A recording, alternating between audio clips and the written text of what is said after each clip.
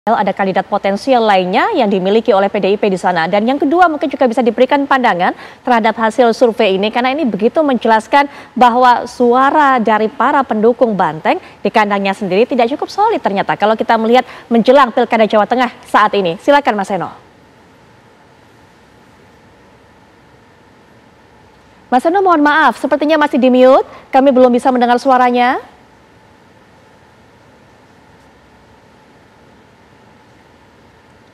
Ya, silakan Mas Seno, mungkin boleh dicoba kembali. Mas Seno masih bisa mendengar suara saya?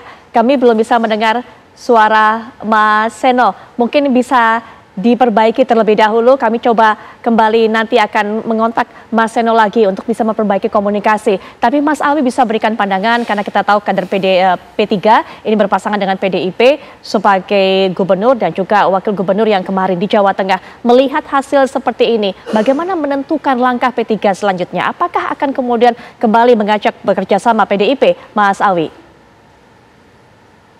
Ya, melihat hasil survei LSI itu ada kebanggaan tersendiri bagi Partai Persatuan Pembangunan karena salah satu kadernya yakni Tad Yassin Maimun atau Gus Yassin, mantan wakil gubernur itu menduduki urutan 3 besar dalam survei elektabilitas, yang mana angkanya mungkin tidak terlalu jauh dengan yang lain, dan ini menjadi modal bagi Gus Yassin untuk bisa running dalam pilkada, baik sebagai calon gubernur ataupun calon wakil.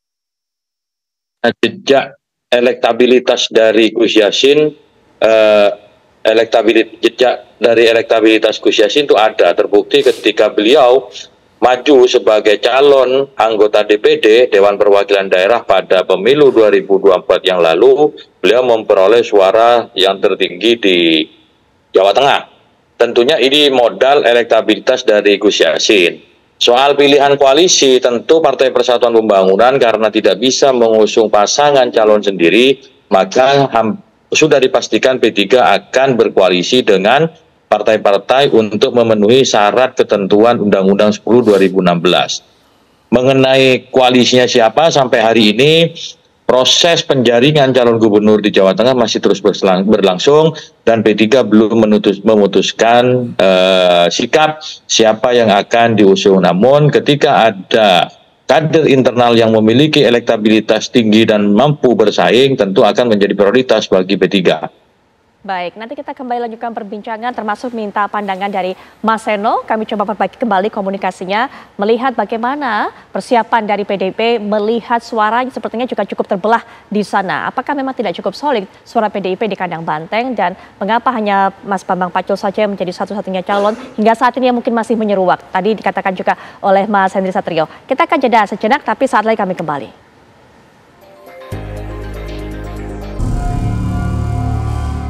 Kita kembali lagi lanjutkan perbincangan langsung saja Mas Seno. Sebelum jeda tadi sudah sempat saya sampaikan pertanyaan kepada Mas Seno termasuk juga melihat bagaimana hasil survei hingga saat ini dan ada nama-nama calon yang begitu kuat ada di benak masyarakat di Jawa Tengah yang selama ini kita sebut sebagai kandang Banteng. Apakah kemudian adanya split vote tadi juga dikatakan oleh pihak LSI, ada dari Bang Yus, ini bagaimana pengaruhnya ke langkah PDIP berikutnya? Silakan Mas Seno.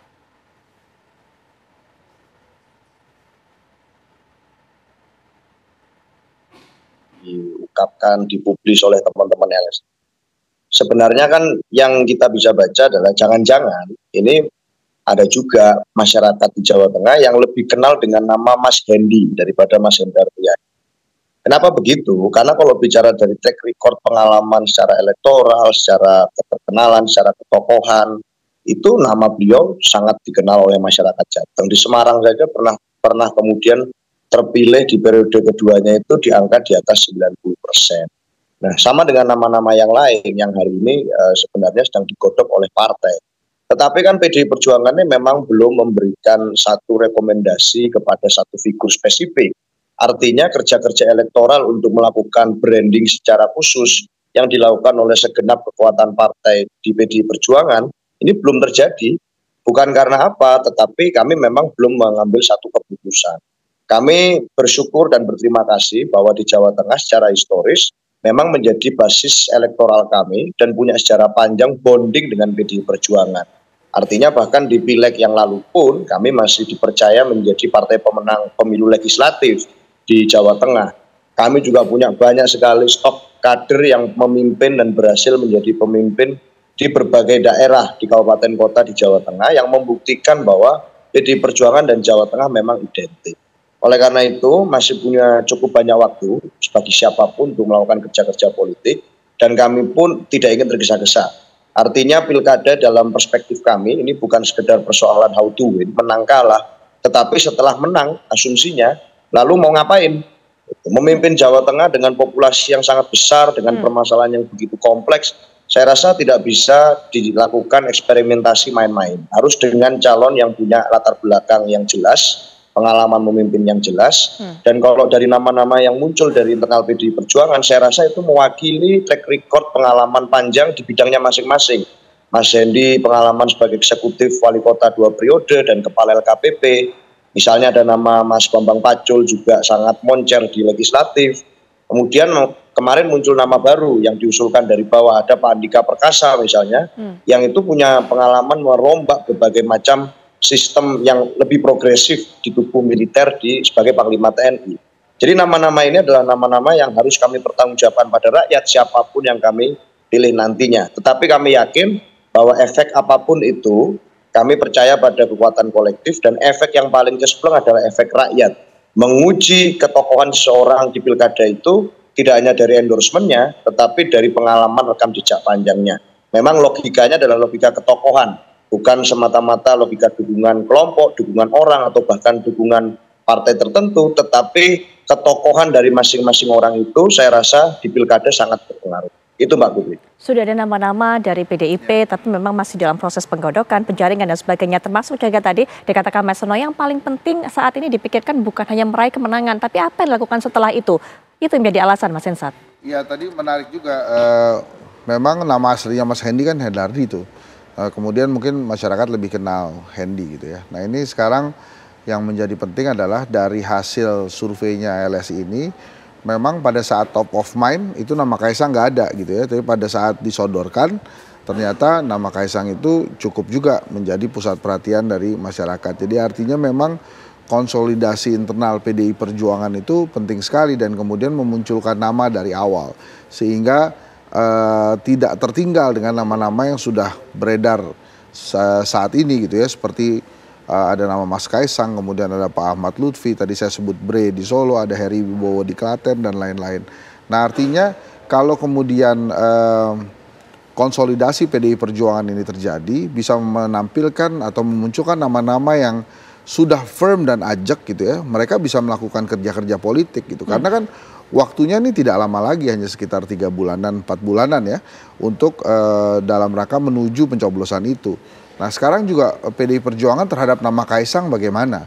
Apakah kemudian ada konsolidasi lagi yang bisa membuat akhirnya nama-nama selain jago PDI Perjuangan itu bisa unggul? PDI Perjuangan pernah unggul dari nama yang waktu itu sangat mentereng di Jawa Tengah dan incumbent, namanya Bibit Waluyo. Waktu itu yang didorong adalah seorang Ganjar Pranowo yang pada saat masuk tuh elektabilitasnya kalau saya tidak salah 4%. Karena dia dari Komisi 2 kemudian ditugaskan oleh partai di Jawa Tengah dan kemudian selama waktu penggojlokan ya atau menuju pencoblosan itu konsolidasi rapat dilakukan oleh PDI Perjuangan dan akhirnya sosok Ganjar Pranowo ini bisa unggul dari incumbent Bibit Waluyo. Waktu itu yang menjadi komandan tempurnya tuh, komandan pemenangannya saya ingat Puan Maharani waktu itu. Dan apakah kemudian hal itu akan diulang lagi gitu ya, karena nama Ahmad Lutfi kalau misalnya ada Kaisang ya bisa saja mereka jadi satu pasangan gitu.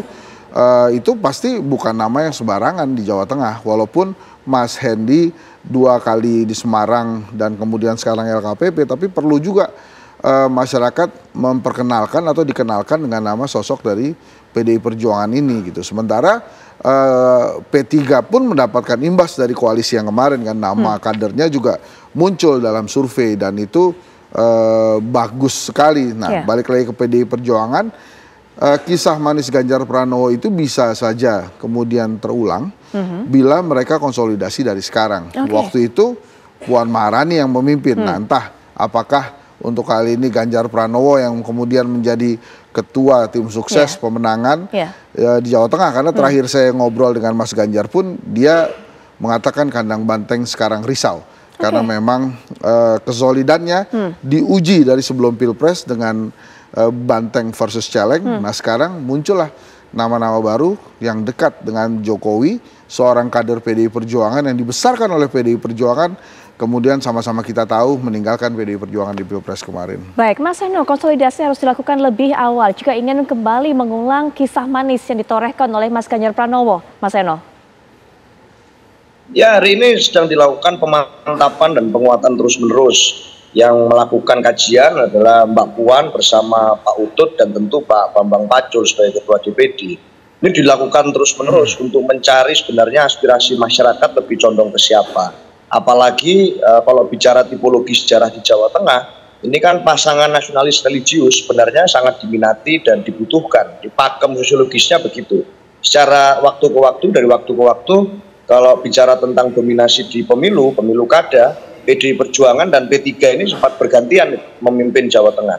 Artinya apa yang menjadi kerjasama politik koalisi semangka itu secara historis terjadi. Nah, hari ini pun saya rasa kami menghargai apa yang menjadi dinamika di masyarakat.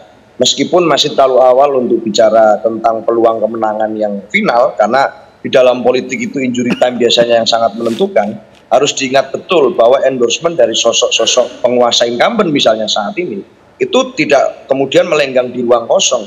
Kalau bicara tentang masyarakat muncul misalnya isu tentang dinasti politik, pakarnya kan Bung Yusken Awas ini. Artinya ada situasi yang bukan ruang kosong dari setelah Pilpres sampai ke Pilkada ini. Ada berbagai ujian dari masyarakat terhadap pemerintah atau penguasa saat ini, yang itu akan menguji apakah efeknya masih akan tetap sama enggak dengan Pilpres kemarin. Kebocoran data yang terjadi kemarin di pusat data nasional, kemudian isu tentang tapera, berbagai isu yang kontroversial di tengah masyarakat, itu kan tentu akan mempengaruhi bagaimana efek endorsement dari tokoh-tokoh tertentu yang identik dengan kekuasaan, itu apakah masih sama manjurnya dengan pada saat Pilpres dan Pileg 2024. Saya rasa ujian itu akan terjadi dan dinamika sekian bulan ini akan terus berubah. Dan PDI Perjuangan tidak ingin tergesa-gesa untuk mengambil langkah daripada kejengkang. Saya rasa itu, Mbak Putri. Baik, ada isu-isu menarik tadi yang dimunculkan oleh Mas Seno, Bang Yus, dan dikatakan tadi apakah kemudian isu-isu yang terjadi belakangan ini setelah kemudian Pilpres ini terjadi bisa memberikan pengaruh juga. Cukup kuatkah kemudian Jokowi efek setelah adanya isu-isu yang cukup dikritisi oleh masyarakat, Bang Yus? Sanksi tersebut memang ada, apalagi yang harus diingatkan ini pilkadanya masih November. Pada saat nanti kan kalau kemarin mungkin Pak Jokowi bisa berkantor hampir sebulan penuh kali ya di Jawa Tengah, dan ada berbagai program yang dijalankan di Jawa Tengah, nanti kan itu pilkadanya di November ketika Pak Jokowi sudah tidak lagi menjabat gitu.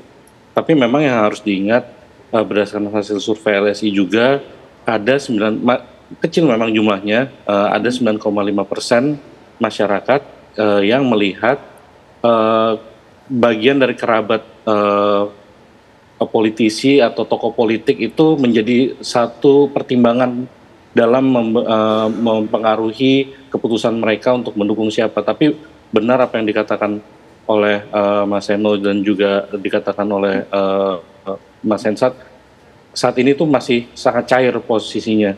Belum ada tokoh yang mendeklar secara pasti berpasangan dengan siapa, dan semuanya masih saling menerka satu sama lain.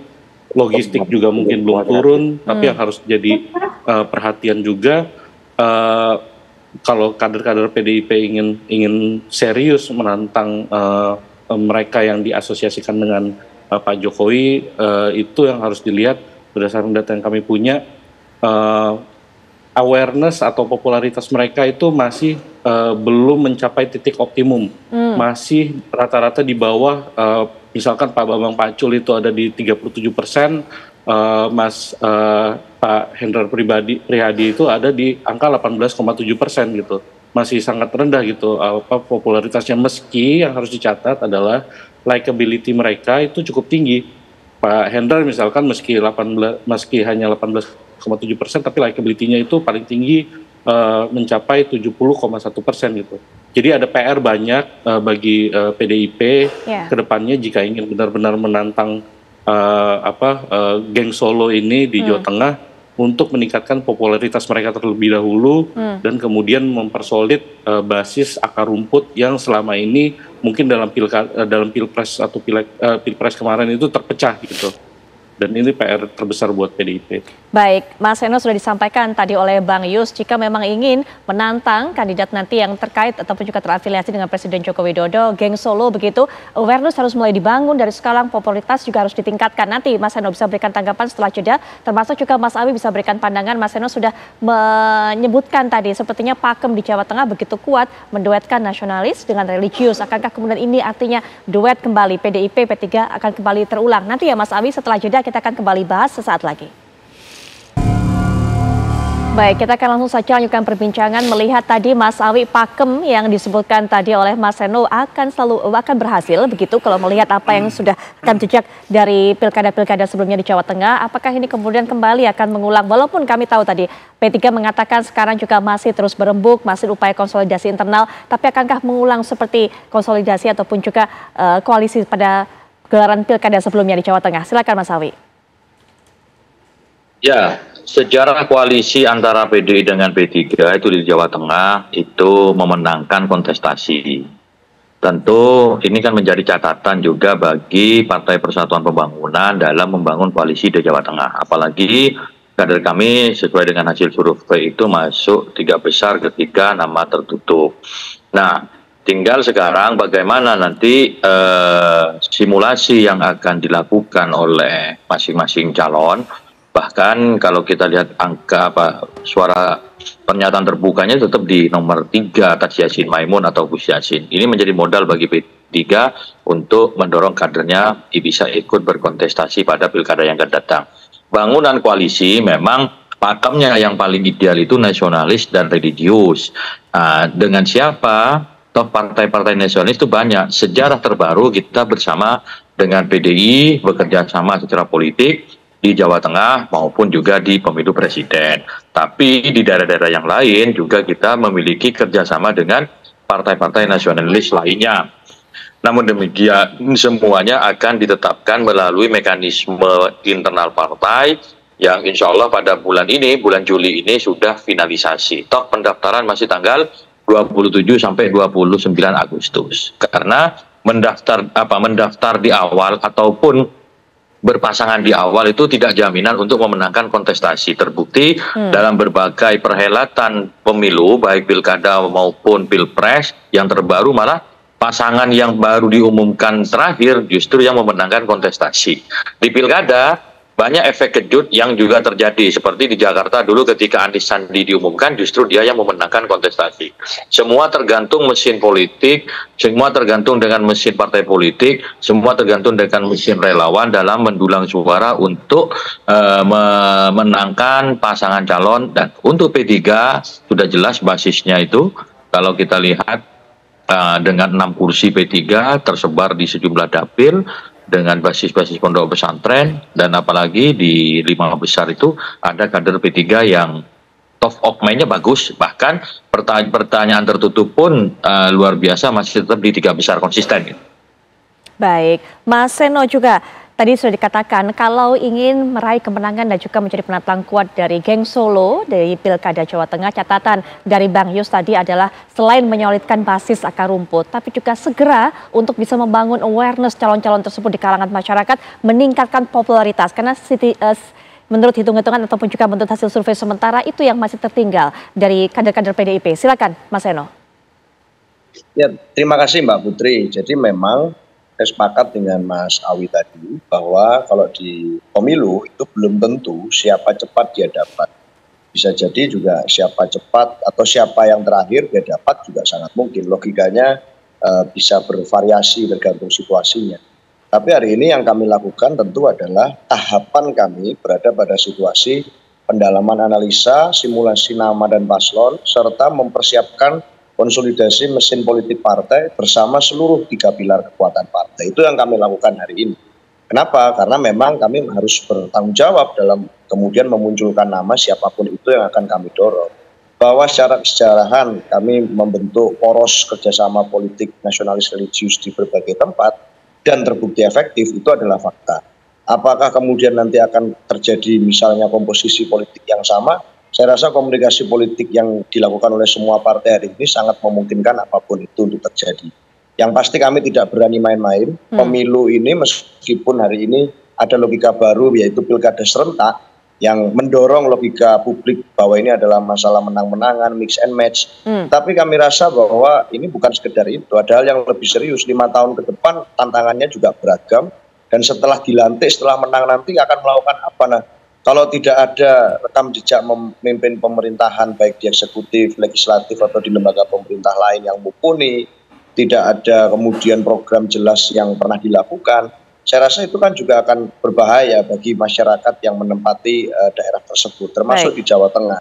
Kami ingin meneruskan prestasi baik yang telah terjadi, hubungan baik antara PDI Perjuangan dengan Jawa Tengah selama ini, dengan menyodorkan calon terbaik yang kami miliki. Kami memang belum punya kemudian memasang atribut, banner, baliho, atau apapun, karena keputusan PDI Perjuangan bersifat kolektif kolegial, bersifat sebagai satu kekuatan kolektif. Nanti pada saat namanya sudah mengerucut, semuanya akan bergerak jauh lebih masif, pilkada nanti akan semakin meriah. Saya rasa itu, Pak. Baik, Mas Seno. Terakhir juga mungkin penutup dari masing-masing narasumber, ada Bang Yus dan juga Mas Hensat. Bang Yus terlebih dahulu. Silakan Bang Yus. Ya, jadi yang sekali lagi yang harus diingat bahwa per hari ini peta politik di Jawa Tengah itu masih sangat cair, masih belum ada kandidat yang berhasil mengungguli secara dominan begitu ya, baik itu yang berasal dari geng Solo ataupun dari PDIP, dari P3, dan itu masih sangat berpeluang untuk berubah ke depannya gitu.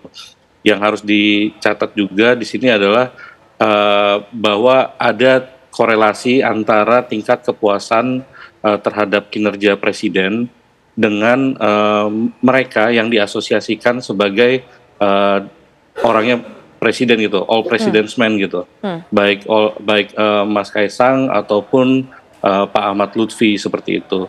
Dan ini tentu harus jadi catatan juga bagi PDIP, bagi P3 ataupun partai-partai lainnya yang ingin menantang atau bertarung melawan geng Solo ini, bahwa faktor Jokowi ini tidak boleh diabaikan.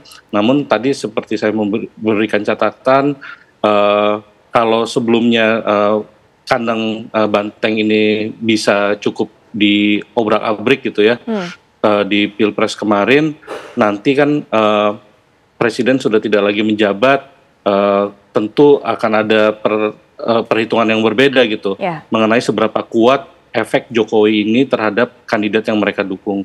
Tapi sekali lagi peta politik Jawa Tengah masih cair, masih ada kesempatan bagi banyak calon dan dari partai-partai lain untuk terus membangun elektabilitasnya. Demikian Mbak Putri. Baik Bang Yus, terakhir Mas Hensat. Ya, sebetulnya justru menarik adalah bagaimana quote-unquote ya, persaingan antara Pak Jokowi dengan Pak Prabowo, khusus di Jawa Tengah.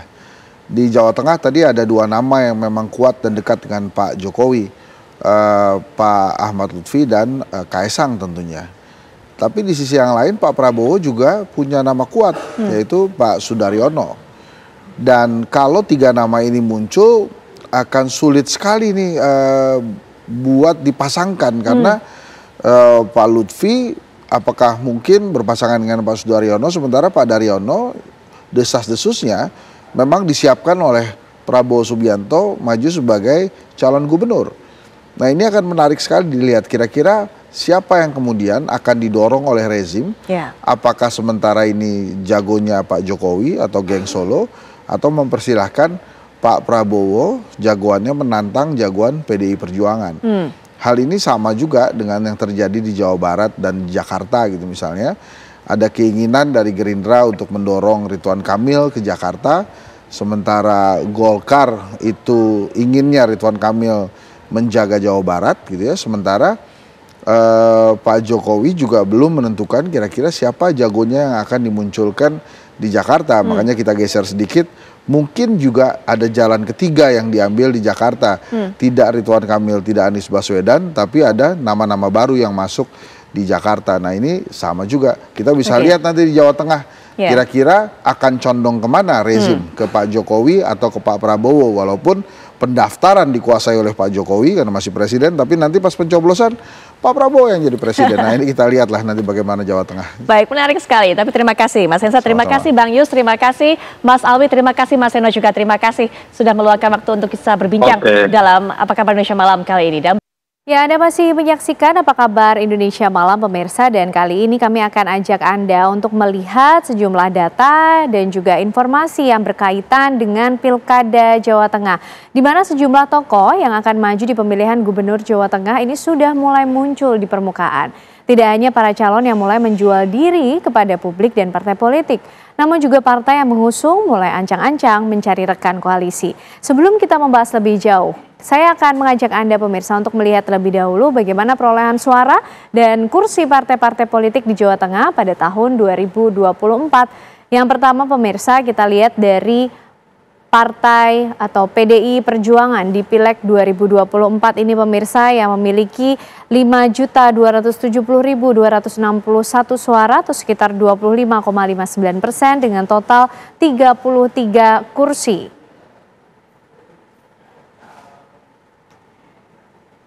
Bagaimana dengan PKB di Pileg Jawa Tengah tahun 2024? Partai ini memiliki 3.036.464 suara atau sekitar 15,32% dengan jumlah 20 kursi yang berhasil dikantongi oleh PKB. Di urutan ketiga, pemirsa, pada Pileg 2024 adalah Partai Gerindra dengan jumlah suara yang berhasil dihimpun di Pileg Jawa Tengah 2.592.886 atau sekitar 13,08% dengan 17 kursi wakilnya yang berhasil diisi.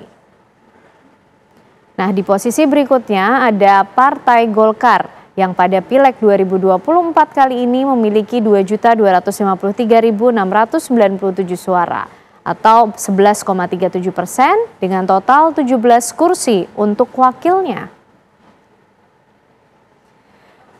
Berikutnya ada PKS, yaitu dengan perolehan suara 1.621.069 suara atau sekitar 8,18% dengan 11 kursi yang berhasil dikantongi oleh PKS di DPR di Jawa Tengah. Bagaimana dengan Partai Demokrat pemirsa di Pileg Jateng 2024 kali ini? Memiliki suara 1.159.910 suara dengan sekitar 5,85% dan 7 wakilnya ada di DPRD Jawa Tengah. Lalu P3 atau Partai Persatuan Pembangunan di Pileg 2024 ini memperoleh 1.014.035 suara, sekitar 5,12%. Yaitu 6 kursi yang berhasil dimiliki oleh P3 di Pileg Jawa Tengah. Dan PAN atau Partai Amanat Nasional ini memiliki jumlah suara 840.817 suara, sekitar 4,24% atau sama dengan 4 kursi. Bagaimana pula dengan Partai Nasdem yang memiliki 775.889 suara atau sekitar 3 kursi. 3,91% suara di Pileg Jawa Tengah ini diberikan untuk Partai Nasdem. Ada pula PSI atau Partai Solidaritas Indonesia yang pada Pileg Jateng 2024 kali ini memiliki 477.883 suara atau sekitar 2,41%. Nah, kalau kita tadi sudah melihat bagaimana perolehan partai-partai politik dalam Pileg Jateng 2024, suara yang dimiliki oleh masing-masing partai, sekarang kami akan ajak Anda pemirsa untuk mulai mengotak-atik calon yang akan maju dalam Pilkada Jawa Tengah. Nama yang saat ini santer terdengar yaitu Ahmad Lutfi, yang kemudian diproyeksikan ini akan diusung atau didukung oleh Partai Golkar dan juga PAN.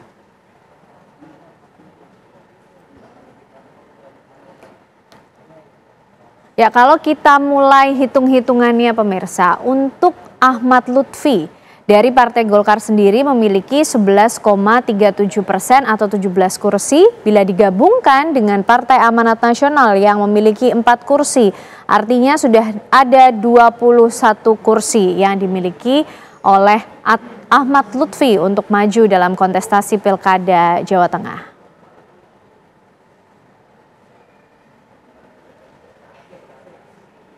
Ahmad Lutfi sendiri saat ini menjabat sebagai Kapolda Jawa Tengah. Nah, otak-atik berikutnya pemirsa, kita lihat partai yang lain pula, ada Partai Gerindra yang mengusung nama Sudaryono dalam Pilkada Jawa Tengah di tahun 2024 ini. Lalu seperti apa kemudian hitung-hitungan yang dimiliki oleh Gerindra yang memiliki 2.592.886 suara atau sekitar 13,08%, yaitu 17 kursi yang sudah dimiliki oleh Partai Gerindra. Nah, Partai Berlambang Banteng PDI Perjuangan, namanya juga yang santer terdengar ini Bambang Wuryanto, yang kemudian ramai dibicarakan apakah akan diusung oleh PDIP dalam Pilkada Jawa Tengah, yang mana PDIP sendiri memiliki 5.270.261 suara atau sekitar 33 kursi. Nampaknya Partai Berlambang Banteng ini masih merajai wilayah Jawa Tengah. Untuk PKB sendiri ada nama M. Yusuf Kudlori yang kemudian coba digaungkan, diusung dalam Pilkada Jawa Tengah, di mana PKB ini sendiri memiliki 20 kursi dalam Pileg Jawa Tengah 2024.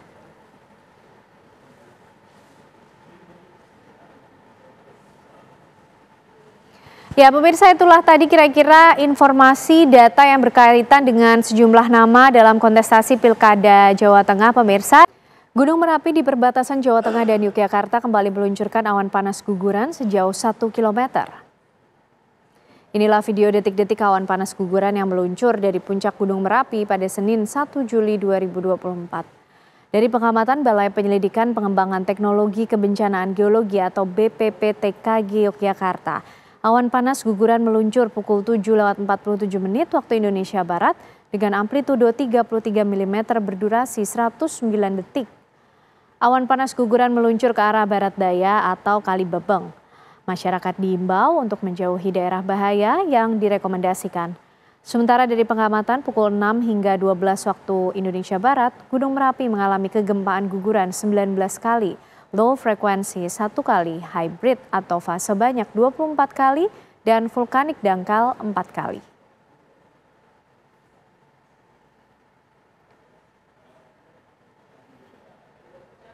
Informasi berikutnya, 5 tahanan Polres Polewali Mandar kabur dari ruang tahanan melalui lubang ventilasi. Aksi nekat kelima tahanan yang melarikan diri di malam hari ini terekam kamera pengawas.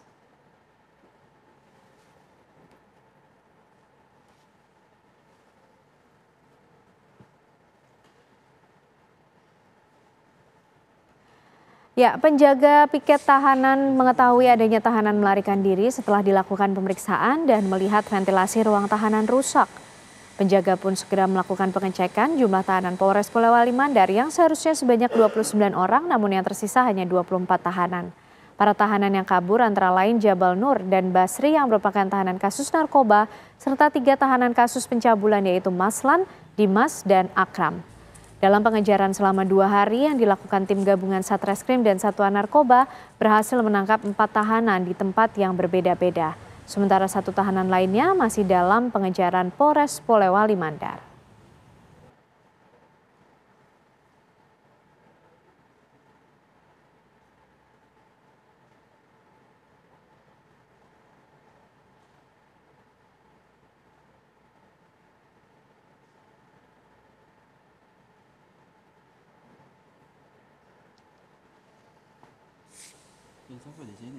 Pebulu tangkis tunggal putra Cina Zhang Zijie meninggal dunia setelah pingsan di lapangan saat pertandingan BNI Badminton Asia Junior Championship 2024 di Yogyakarta. Zhang Zijie sebelum pingsan sedang menjalani laga melawan pebulu tangkis Jepang Kazuma Kawamo pada babak penyisihan grup D di Gor Amongrogo, Yogyakarta.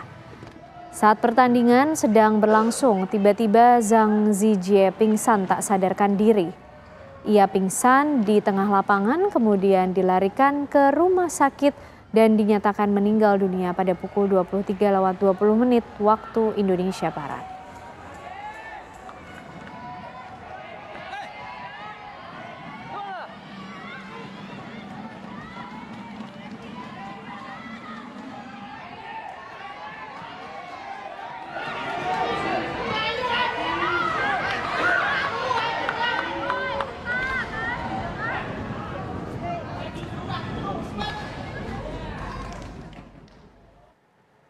Kabar duka datang dari ajang badminton Asia Junior Championship di mana atlet asal Tiongkok Zhang Zijie meninggal dunia usai pingsan saat melakoni laga melawan tim Jepang.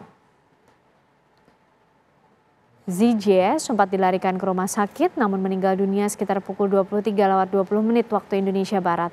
Sebelumnya Zijie sedang memainkan pertandingan penyisihan grup melawan tim Jepang ketika dia pingsan dan dirawat oleh dokter turnamen dan tim medis. Zijie kemudian dibawa ambulans siaga untuk dilarikan ke rumah sakit. Kepergian Zijie membuat dunia bulu tangkis kehilangan atlet berbakat. PBSI turut berduka cita dan tentunya dengan panitia juga menyampaikan belasungkawa sedalamnya atas meninggalnya atlet Tiongkok Zhang Zijie. Pihak PBSI sendiri akan melakukan upaya untuk meninjau ulang aturan yang terkait keselamatan pemain di lapangan.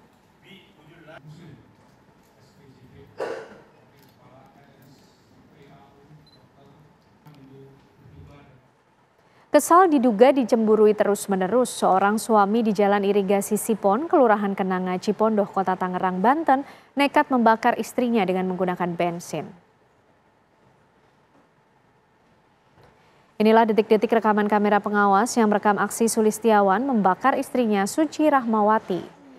Kejadian bermula saat korban tiba di rumah kontrakan di Jalan Irigasi Sipon, Kelurahan Kenanga, Cipondoh, Kota Tangerang, Banten, Minggu malam. Dalam rekaman terlihat sang suami mengejar istrinya, kemudian menuangkan bensin, membakarnya hingga korban tersungkur. Diketahui menurut penuturan tetangga sekitar, Sulistiawan dan Suci baru 2 minggu mengontrak. Pasangan ini kerap kali cekcok lantaran korban cemburu melihat isi telepon genggam suaminya yang diketahui ada pesan dengan wanita lain. Puncaknya, pelaku kesal saat korban meninggalkan rumah terlalu lama tanpa pamit dengan pintu terkunci dan membuat pelaku tidak bisa masuk ke dalam rumah. Pelaku yang emosi membakar korban dengan bensin yang sudah disiapkan yang disembunyikan di dalam tong. Akibat peristiwa ini, korban mengalami luka bakar hingga 27% dan masih dalam perawatan di rumah sakit.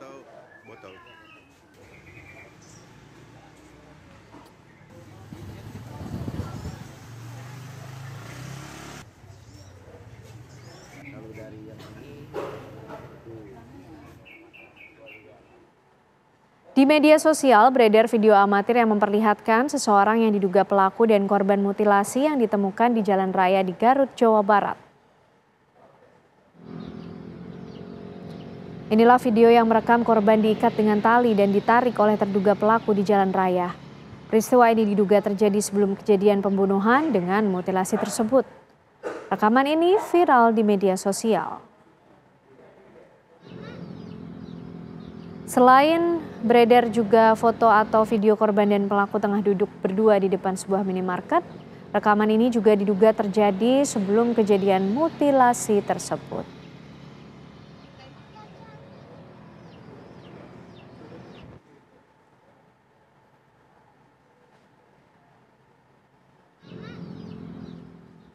Potongan tubuh manusia ditemukan tercecer di pinggir jalan Kecamatan Cibalong, Garut, Jawa Barat. Potongan bagian tubuh korban berada di karung bekas di kantong plastik dan sebagian dibiarkan tergeletak di dekat parit. Video yang diyakini sebagai korban dan pelaku sebelum mutilasi terjadi beredar di media sosial.